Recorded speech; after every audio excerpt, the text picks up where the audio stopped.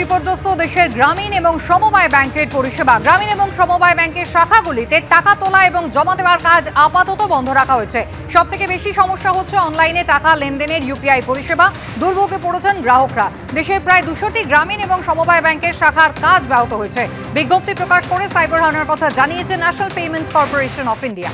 Cyber বিশেষজ্ঞরা বলছেন, যে কোনো হ্যাকারের কাজই হচ্ছে কম্পিউটারে ঢুকে সমস্ত ডেটাবেস হাতিয়ে নিয়ে গোটা সিস্টেমকে অকেজো করে দেওয়া কিংবা তথ্য চুরি করে মোটা অঙ্কের টাকা দাবি করা। এক্ষেত্রেও ব্যাংকিং পরিষেবায় রানসামওয়্যার হানায় গ্রাহকের নাম, পরিচয় এবং অ্যাকাউন্ট সম্পর্কিত সমস্ত তথ্য হ্যাকারদের হাতে চলে যাওয়ার সম্ভাবনা রয়েছে।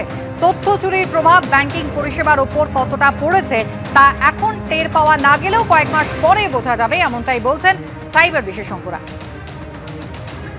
অরিত্রিক ভট্টাচার্য রয়েছেন আমাদের সঙ্গে এই মুহূর্তে টেলিফোন লাইনে। অরিত্রিক, কি ধরনের সমস্যার মধ্যে পড়তে হচ্ছে গ্রাহকদের? দেখো, মূল যে সমস্যাটা হচ্ছে সেটা ইউপিআই ব্যবস্থার মাধ্যমে আর্থিক লেনদেন যেটা অনলাইন করা হয় সেখানে, সেটা একেবারেই বন্ধ হয়ে গিয়েছে এই গ্রামীণ ব্যাংক বা সমবায় ব্যাংকগুলির যারা গ্রাহক রয়েছেন তাদের ক্ষেত্রে। এছাড়া টাকা জমা দেওয়া, টাকা তোলার মতন যে সাধারণ সার্ভিস সেটাও কিন্তু সঠিকভাবে করা সম্ভব হচ্ছে না।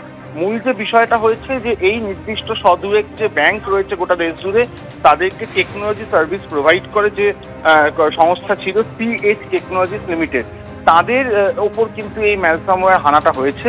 এবং তার ফলে এনপিসিআই যেটা নিয়ামক সংস্থা, তারা যে সিদ্ধান্তটা নিয়েছে যে এই সংস্থাকে এই মুহূর্তে গোটা সিস্টেম থেকে বার করে দেওয়া হয়েছে, যাতে আরও বেশি ক্ষতি না হয় এই ম্যালসামওয়্যার অ্যাটাকটার জন্য। তাই জন্য তাদেরকে একেবারেই বিচ্ছিন্ন করে দেওয়া হয়েছে গোটা সিস্টেম থেকে।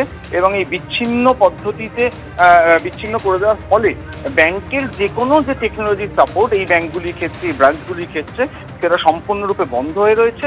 এবং সেটা আপাতত ঠিক না করে নির্দিষ্টভাবে পরিষেবা দেওয়া আবারও সম্ভব নয়, সেটাই বলা হচ্ছে। তবে এটাও নিশ্চিত করা হচ্ছে যে ঋতুকালীন তৎপরতায় কাজ চলছে, কিন্তু আজকের মধ্যে এই পরিস্থিতি স্বাভাবিক হওয়ার সম্ভাবনা অত্যন্ত কম। কত তাড়াতাড়ি এই পরিস্থিতি মোকাবিলা করে ব্যাংকিং ব্যবস্থাটাকে আবার নিয়মমাফিক এবং সচ্ছল করে তোলা যায়, আপাতত সেটাই কিন্তু চেষ্টা করছে সর্বোচ্চ নিয়ামক সংস্থা এনপিসিআই। অরিত্রিক, ধন্যবাদ। আর এই প্রসঙ্গে আমরা কথা বলেছিলাম সাইবার এক্সপার্টের সঙ্গে। সন্দীপ সেনগুপ্ত কি জানিয়েছেন শুনুন।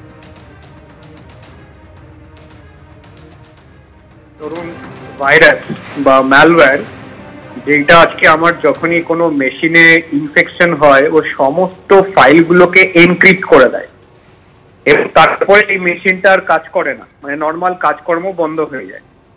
তো একটা ব্যাংকিং সিস্টেমে যদি র্যানসামওয়্যার অ্যাটাক হয়, এটা ডেফিনেটলি কোনো একজন মানুষ সেখানটায় বসে এমন কোনো একটা কাজ করেছে যার জন্য ওইখানে ইনফেকশনটা হয়েছে। তার মানে ওই সিস্টেমের সিকিউরিটি ঠিকঠাক ছিল না। এবার এফেক্টটা কি?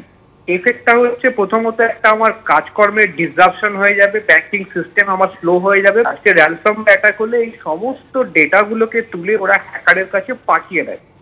তার মানে আজকে সমস্ত গ্রাহকদের যে সমস্ত ডিটেলস, তার নাম, অ্যাড্রেস এবং তার ট্রানজ্যাকশন ডিটেলস, এইগুলোকে তুলে কিন্তু যদি সার্ভারের কাছে পাঠিয়ে দেয়, সেখান থেকে কিন্তু ফার্দার আমার একটা ফ্রড হওয়ার সম্ভাবনা আছে। মোটামুটি 24 থেকে 48 ঘন্টার মধ্যে আবার সিস্টেম নর্মাল হওয়া উচিত।